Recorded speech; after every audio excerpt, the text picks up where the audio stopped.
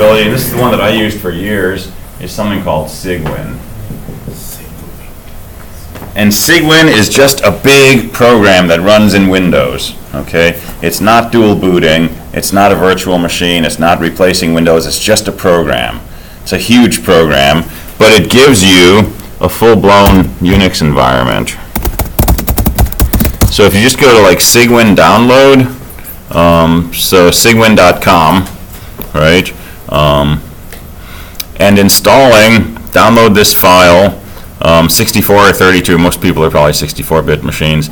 Download that and run it, and it will give you a program that is basically a bash shell. And when you run that, you've got access to all of the stuff that you normally have on the Linux server. Okay? Now you can't use that for assessing because you got to do that on the server. And you can't just do your development there because you got to make sure your code works on the server because that's where I test it. But everything else you could do locally. Are we able to do like the SSH and then join to the server through this? Mm-hmm. Yep. Okay. Yeah, so you could SSH from Cygwin to Linux, and you can SFTP or SCP to move files back and forth and so on. If you want to do that, there's a trick when you're installing it. Well, there's two tricks. One trick is when you're installing it, it normally installs a default environment, which is good for most people, but you're not most people, you're programmers. You want the full development environment. So there's a switch setting you have to change. And there may be something on Canvas that tells you how to do that, but if you're going down this route, let me know, and I'll boot up under Windows one of these days and show you how to do that. The other thing is, this takes a long time to set up. Okay, like 12 hours long time. So don't do it like on your way out the door, right? Do this when you're at a place where you can be plugged in on battery and you have a good internet connection, and you can sort of let it sit there and run in the background for half a day maybe. But when you're done, right, you got Linux inside Windows. And I did that for about 10 years of my life when I had to have a Windows system, but I wanted Linux. The other option is you can go with something like VirtualBox. Right, so you can download VirtualBox, free download, and it basically runs a virtual PC on your system. And this works on Windows, it works on Linux, it works on OS X, right? And in this virtual machine, you install Ubuntu or whatever version of Linux you like, and it boots up, and it's a whole little virtual machine. It's got a virtual hard drive and USB ports and all this stuff. And that's another option. Another option is to dual boot your machine. Another option is just to turn your machine into a Linux machine. Or find an old laptop and turn that into a Linux machine, right? So there are a lot of ways that you can run Linux without having to connect to the server. And, I grew up in an age where internet access was like a rare thing. So I always liked having the ability on my own machine to be able to do all this stuff without having to connect to another system. And then you don't have to deal with network issues, reliability, etc. So I'm not set up to show you that right now because I'm not running Windows here, but we can talk about these, or you can try them and ask questions and so on. But I encourage you to have like your own local access to Linux one way or another, just because it's a faster development process that way.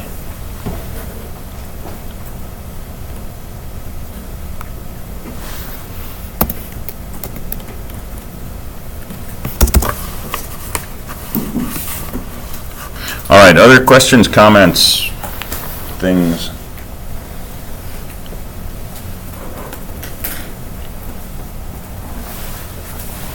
I didn't notice an ODT for Nights Due tomorrow. No, there isn't. I'm giving you a break. Because your PA1 is due tomorrow.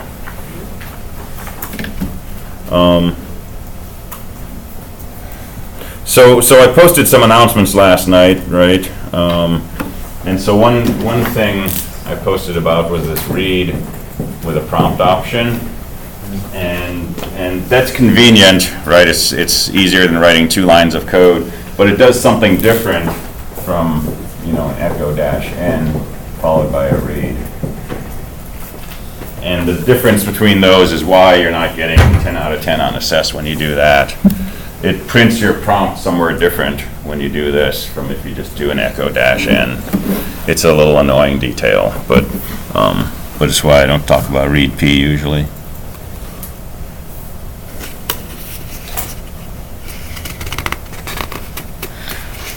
All right, well, you good? Just keep talking about C. So let's go a little deeper here.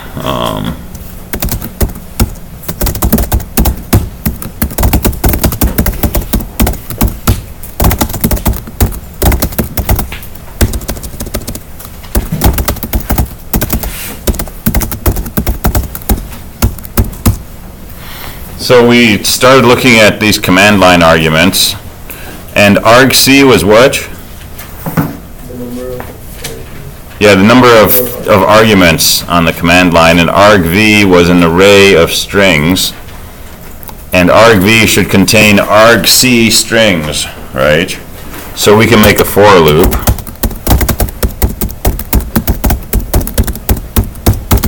And this is always what our for loops look like, right? It's usually for, we can say integer I, declare it inside, because it's just a local variable. And if we want to loop n times, we go from 0 as long as I is less than n, okay? We could go from 1 and then go up to where it's less than or equal to n, same thing. But typically, we start from 0 and we loop until I less than argc is false. So this will loop argc times.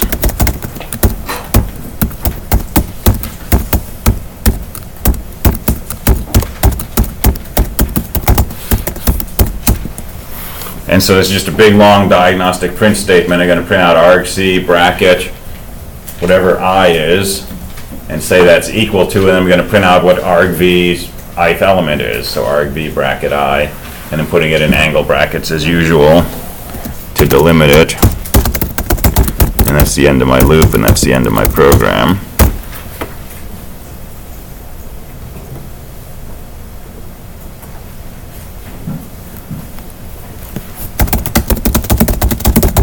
So we'll compile that and we'll run it. And if I just say main, there's a single argument, and that's just the program name. And we've seen this before, right? So main, this is fun. And if I say main 12, this should be argv bracket 1. Argv bracket 1 is equal to 12, right? I had a typo in my...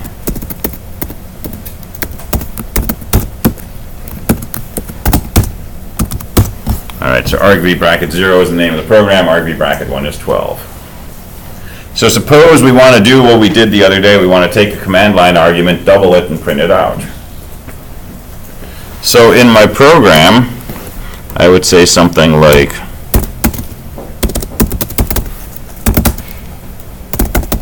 let's double the value of argv bracket 1 and print it out. Okay, that's our goal in this section of code.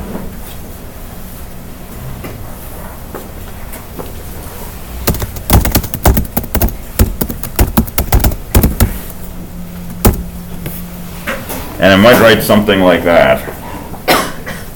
Take argv bracket 1, multiply by 2, and store that in answer. But that's not going to compile. That gives me a full-blown error. And what does the error message say? These error messages are sometimes actually useful. It says invalid operands to binary star. Okay, star is something that takes two operands, two things that it's going to multiply. And it says you have an integer and a char star. And it's pointing to that right there. Well, 2 is an integer, argv bracket 1, we said yesterday that's a char star. I'm trying to multiply an integer by a character pointer. Right? And that's not what I wanted to do. I wanted to multiply 2 by, whatever the value of that argument is. But argv bracket 1 is not going to be the number 12 if I say main 12. It's a string, right? And you can't multiply a number by a string. It's not defined. We can do it in bash. Bash will say, okay, that's a string, but I'm going to turn it into a number, right? But in C, that doesn't happen. So we have a string. It contains the character 1 followed by the character 2. How do we turn that into an integer? Casting? Casting would work, except it doesn't, right? But that's what we want to do, is basically turn it into an integer. We could just say parentheses int, but it's not smart enough to do that for us. I heard another answer.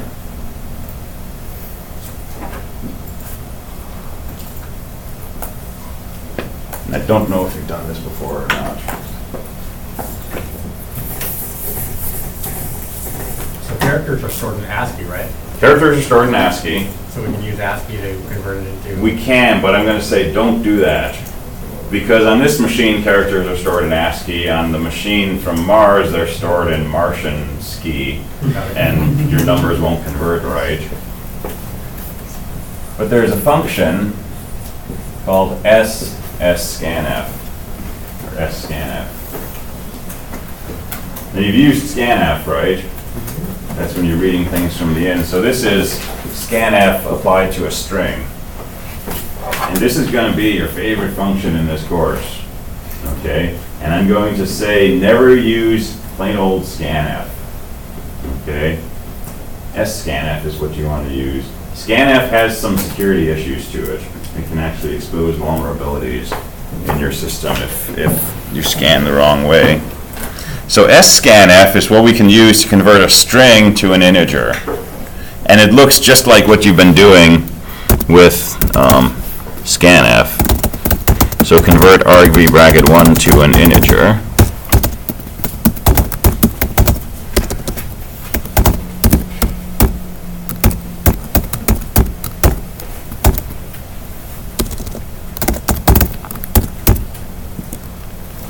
And so I'm going to make number an integer.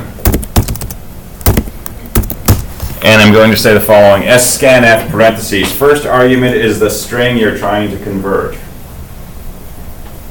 Second argument is how you want to convert it. %d means I want to treat this thing as an integer. And third argument is where you want to store the answer. I should call it, yeah, it is number. Okay, so this is saying the following. Convert argv bracket 1.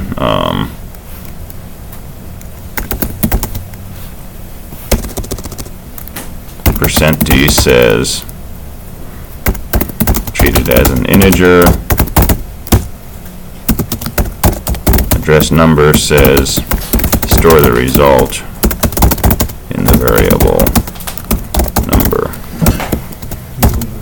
number.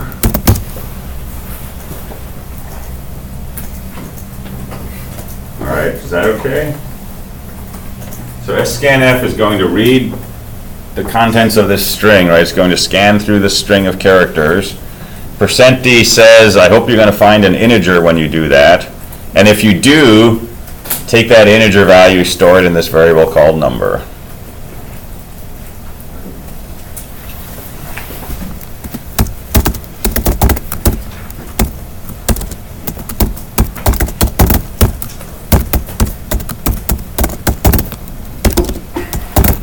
And then let's just print out that number.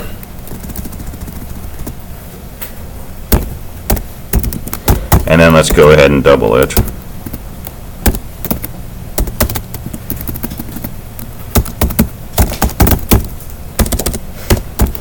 I must use my M key a lot.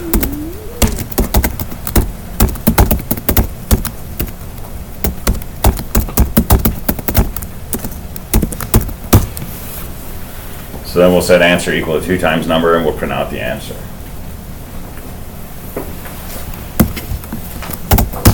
So compile that, run main 12, number equals 12, and answer equals 24.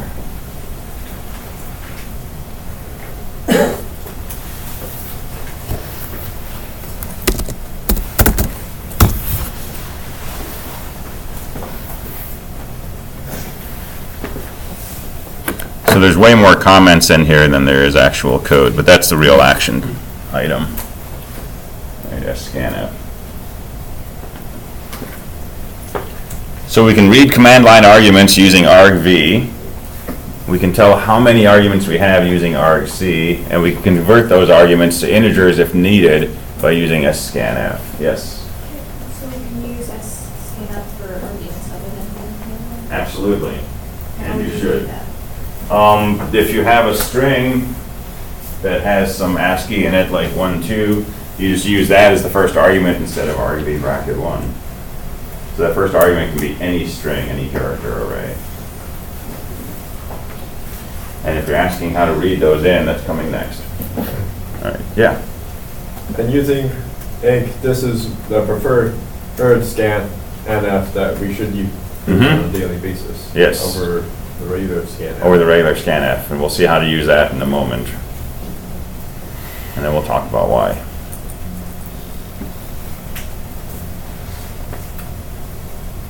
All right, so there's a piece of this missing, which is if I say main, ha ha ha,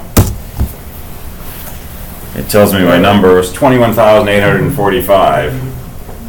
It guesses the value of ha ha ha. You need to check that ha ha ha is a number. You need to check that ha ha ha is a number, because I get like different answers when I do this, which is a little weird and disconcerting. That's a thing. Yeah. So I'm picking up random stuff. All right, so what's going on here? When we try to convert ha ha ha, this scanf says, okay, I'm looking for an integer. That's what %d means. It's not finding an integer. What does it do? Nothing. It gives up. And number is unchanged. And since number was never initialized, it's got whatever random value it happened to have when the program started running. Now if I initialize number, right, set it to 42, and I recompile and do this, right, my number is always going to be 42. And it's 42 because I initialize it to 42, and then scanf, it gives up when it finds ha-ha instead of a number, and it doesn't do anything to number. It leaves it unchanged. But that's not enough for us to know whether we got a valid number or not, because what if I put in 42? My number is going to be 42, so I can't say if your number is 42, you put in a bad number, because maybe you put in 42. Or 99999, or whatever magic number you decide to use. So here's the other thing with scanf. It has a return value.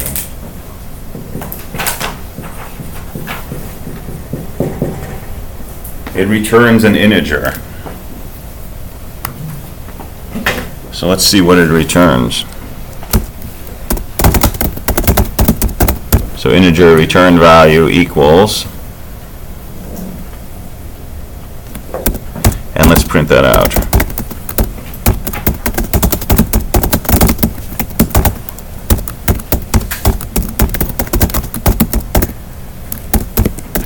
And I'll make this look pretty.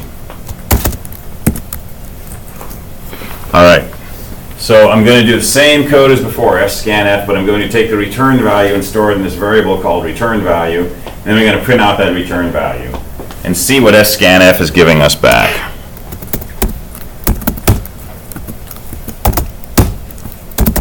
So if I say main 42, it tells me the return value from scanf was 1, and my number was 42. If I use a negative number, same thing, return value from scanf is 1. If I say main ha ha, it says return value from scanf was 0. That's how you know something went wrong. It's a true and false statement. We can treat it like a true and false statement. It's actually a little funkier than that. But if you do this scanf,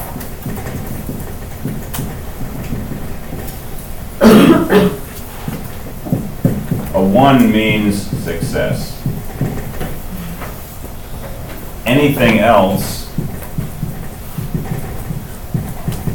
is a failure. So a 1 means success. Anything different from 1, in this case, means failure. Will it return something besides 1 and 0? Yes, it's possible. I don't think I can trick it right here. Yep, there's a -1. Yeah. Okay, but there's a reason for this. There's a way to interpret this return value that makes perfect sense. Okay, so, I guess I'll put it here. The return value from scanf is the number of variables that scanf changed or wrote into. So we're asking scanf to write one variable, right? Address of number. If it succeeds in finding an integer and loading the value of that into number, that's one variable that updated, it's going to return a 1. Okay, but scanf can be more general than this.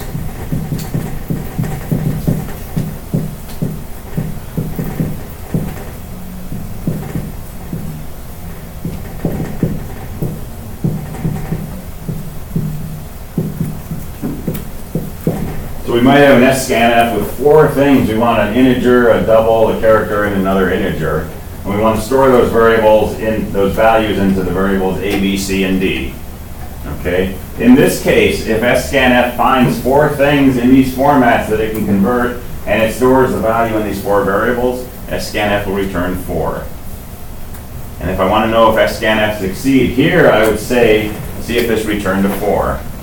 And if it does, perfect. If not, something went wrong. If it returns a 2, it means it was able to convert the first 2, but not these.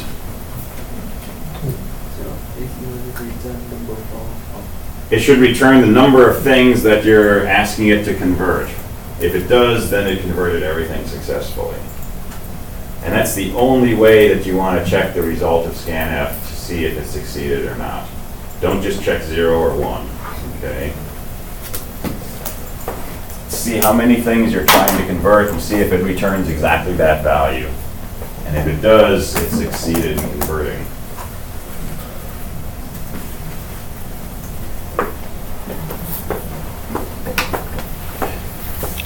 So in this case, we're trying to convert one thing, so we can just check the return value, see if it's equal to 1. So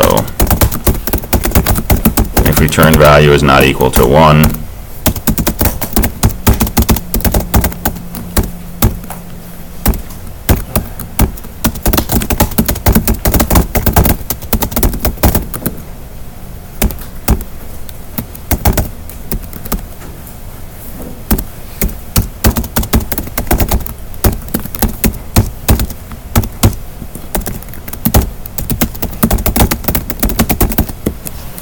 so I'll check return value after the scanf, and if it's not equal to 1, I'm going to print a message saying argv bracket 1, right, the thing you asked to convert, is not a valid integer, goodbye, and then I'll just return. And I'm returning, I could just return 0, but I'm returning 2 so that if someone outside checked $? they'd see that something went wrong. That's purely optional. So if I say main 12, number is 12, answer is 24, and $? is a nice 0. If I say main haha, tells me haha is not a valid integer, goodbye, I forgot my new line on my print, that's okay. And here if I look at $? it's non-zero.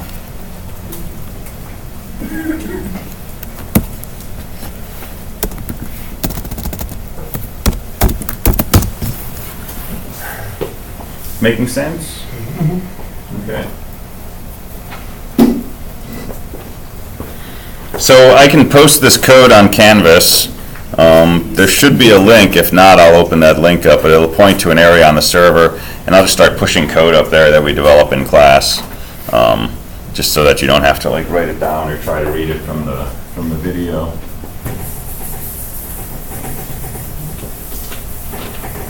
All right, so that's great for command line arguments, right? But what about the equivalent of the read instruction in Bash? How do we do a program input when our program's running? How do we read something in and convert it to an integer? Because I said don't use scanf, which is how you normally would do it, right? So we're going to use a pair of functions. What does scanf do? this will be the last time I talk about scanf. What does scanf do, right? It reads a bunch of input from your keyboard, and it does some kind of conversion. Okay, so there's a read, input, and then there's a conversion. And I think of that conversion as parsing, right? Interpreting the symbol 1 followed by the symbol 2 as an integer 12. Okay, so that's conversion or parsing. What I'm going to suggest to you is that these should be separate steps in your program. It's going to make life so much easier. As your inputs get more complicated, you don't know if you're inputting this or that or the other thing, right? Read your input first and then convert it, parse it, turn it into integers, check it for syntax, things like that. Let's split this up. And the problem with scanf is it does both of these in one fell swoop. One fall scanf, it does an input, it does a parse. So we're gonna get away from that. So how do we just plain read a line of text in C? Do you remember the function? fgets, right? Now there's another function, gets, and I'm gonna put a big red X next to that. Don't ever, ever, ever use gets. Okay? Gets is a dangerous function. It exposes you to buffer overrun attacks. And if you're just writing a piece of code for yourself and you don't feel like writing the extra characters for fgets, right? You can do gets and nobody's going to come over and, you know, pour coffee on your head or something. But if you're in a job interview or something like that and you are asked to write a piece of code and you accidentally write gets instead of fgets, you're probably not going to get the job, okay? It's really a taboo. People get like really freaky about this, like, oh my God, this person wrote gets. Quick, burn the paper, you know? It's like go-tos, right? We all write go-tos, we just don't spell them out, but when we make a for loop, we're coding a go-to, right? But people look at go-tos and it's like, no, you know? So avoid gets, right? And the proper way to do this is fgets. So fgets takes 3 arguments. It takes the name of your character array. So you would have previously declared something like, you know, character buffer, bracket 120. So there's a nice big array. So fgets takes the name of the buffer, the length of the buffer, and where you want to read from, which is standard in.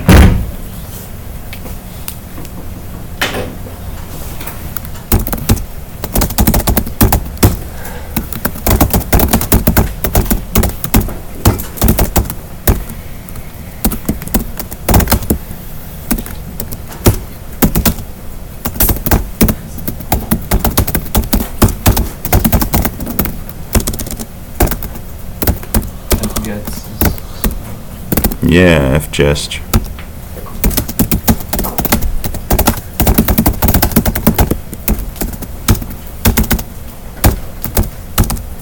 Okay, so there's my character array. I'm going to do the following. fgets buffer 120 standard in.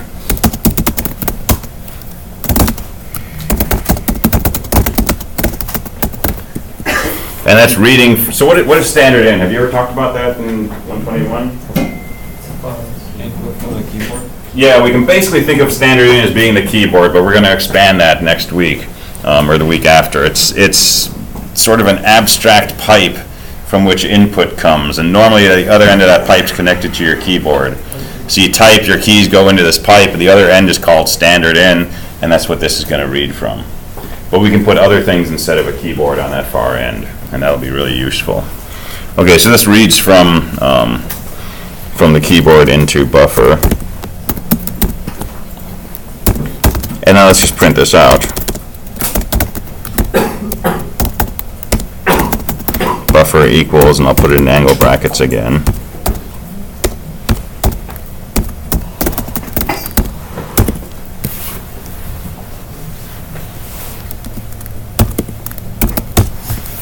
All right, so this is what one teacher used to call junk code, right? I call it test code usually. It's just stuff we're writing just to play around with these functions and see what they do. We're not gonna turn this in, we're not gonna get graded on it, it's an experiment, right? So buffer can hold 120 characters, we call fgets, and then we're going to print out the value of that buffer.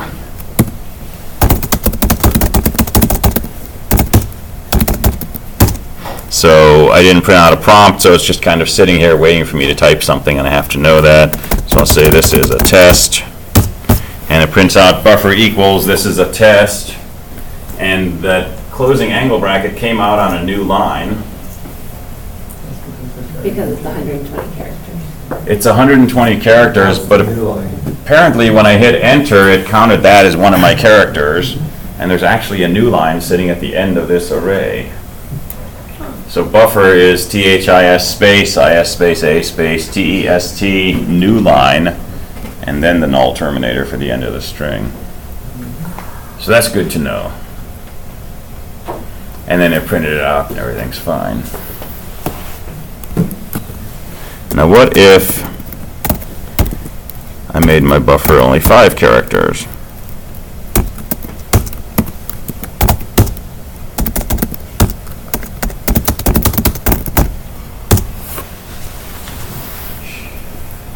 And my buffer is the word THIS. Was that 5 characters? Plus the null terminator. You gotta have space for the null terminator. So let's just go a little crazy. Suppose I say I just want to read one character, and didn't even get that far. Right? Because a buffer that only holds one character, right, that's enough space for the null terminator and nothing else. So there's nowhere to put stuff.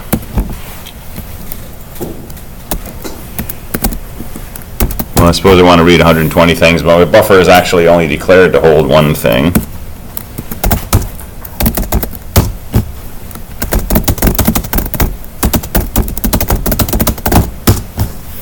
And now I got stack smashing to deal with. What is stack smashing? Well, the punchline is I overflowed my buffer. I wrote over here that buffer should be an array of one character. That means it allocated 1 byte for this array, and it probably allocated 8, because it usually works in units of 8. But then I typed in a bunch of text and it tried to store that in this really small buffer, and eventually some of those characters went outside, and it noticed that. Okay, stack smashing detected, and rather than just keep running the code, it said, okay, I'm going to give up at this point.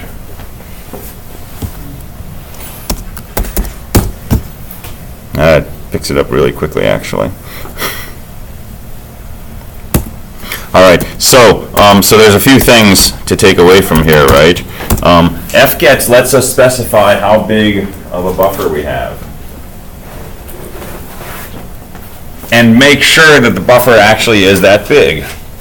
As long as, your buffer may be very small, it may only be 5 bytes, as long as you tell fgets the correct size of that buffer, you can put in as much, you can put in as much input as you want, and it's not going to break anything, right? It's still just going to take up to 5 characters in buffer and use that to store what it read. And if I called fgets again, it would actually start from the 5th character and continue, right? So this stuff I'm typing is going into this far end of the pipe, right? And the pipe's sitting here, and when I say fgets 5, it basically says, pull out 4 characters from that pipe, right? Throw a null terminator on the end, and we're done. Those other characters are still sitting there. So fgets is very, very well behaved, okay? And gets is not. So the way we use gets is we just say gets parentheses buffer, and there's nothing that says how big buffer is. So what you can do is you can come in and you can put in a really long set of input that overflows the buffer and overflows the other variables and overflows the code, and you can modify anything you want in this person's memory by just putting in the right input. Okay, so that's a buffer overrun exploit. So that's why we avoid gets. And I think if you do a man on gets, it actually tells you not to use it. Never use this function. All right. So once we do our input, so let's make this pretty. Let's go back to 120.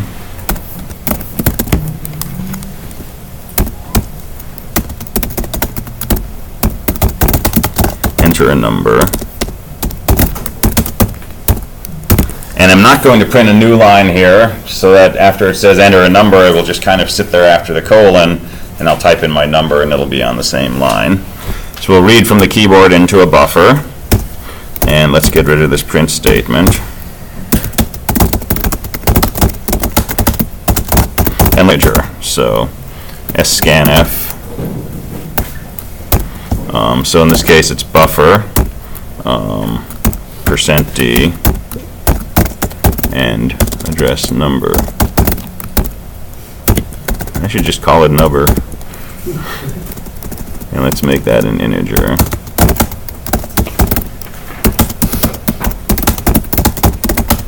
So we'll store the user input there. All right, so I'm going to use fgets to read in a buffer of characters. I'm going to use scanf to convert that into an integer.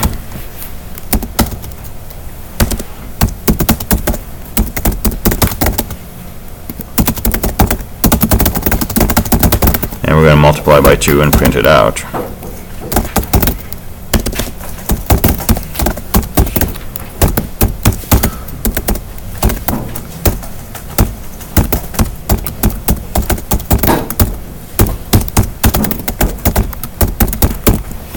Good.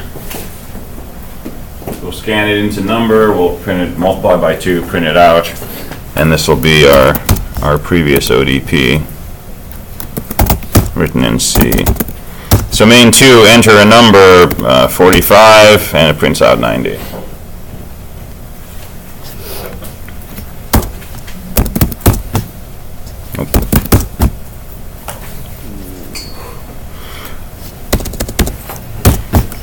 But there's still this problem that if I don't put in a number, right, it prints out something, who knows what, because I'm not checking the value of scanf.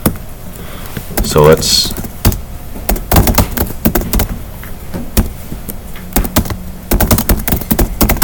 so how do I tell if it's succeeded? Yeah, so if it's not equal to 1,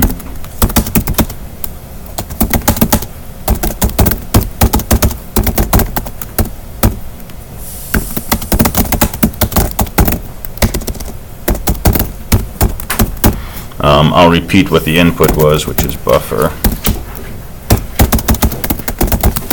And I'll just exit here with a 0 for no reason. All right, so now I'll check the result of scanf. So if I say main 2 and I say haha, it says haha is not a number. And it's got that annoying new line after haha, right? We'll talk about how to clean that up later. But that's okay for now. Bless you. What's the easiest way to deal with that new line? Good answer. Too much work. What's the laziest way to deal with that new line? I guess I just won't take it as input. Don't know how to do that. I'll show you a trick, and you're totally allowed to do this within reason. Does it involve the solution to removing the new line in echo? Nope, even simpler.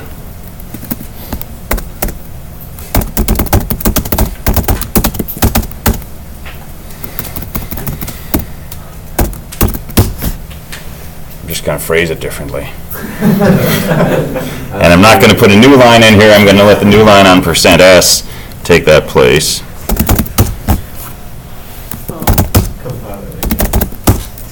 Haha, illegal entry, haha. I got all my points now. That's pretty lazy and easy. But you can do that, right? It's your world. That's what's fun about programming, right? You get to set it up and do whatever you like, and you can change the rules within whatever boundaries you're constrained by. And if you're writing something for yourself, there's no constraints, right? This is why programming for yourself is so much fun, because it's like you can just envision it and make it happen. So that's totally legal. All right, let's see. Well, so we've got command line input, we've got input using fgets, and we've got ways to convert to integers using scanf. That's probably all the kind of secret sauce you're gonna need for PA2, right? Assuming that you can do loops and ifs and things like that in C, but as far as dealing with how many sticks to use and things like that, right? This will get us most of the way there. But we'll talk a lot more about this tomorrow. So tomorrow I want to go over PA2, okay? And I think I don't know if I posted it or not, but I'll open it up if not. It's going to be the same game as PA1, stick picking, same algorithm, but different details as far as what you do with illegal entries. Okay, so it'll mix that up a little bit. But the basic gameplay is going to be exactly the same. All right, so we'll start from there tomorrow.